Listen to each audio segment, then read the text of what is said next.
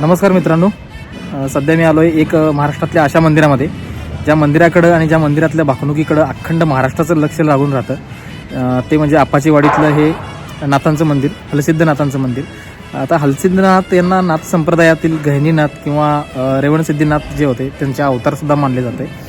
आणि शेवटी हे अवतार पुरुष असल्यामुळे यांच्या जन्माच्या वगैरे ठिकाण किंवा जन्माचं मेन गाव कुठलं होतं, कधीचा जन्म आहे, या गोष्टीचे उल्लेख तुम्हाला सापडत नाहीत. पण हलसिद्धनाथांचं नाव हे हलसिद्धनाथ कशावरून पडलं याच्याबद्दलची एक भरपूर अशी प्रसिद्ध आख्यायिका फार पूर्वीपासून ऐकली जाते.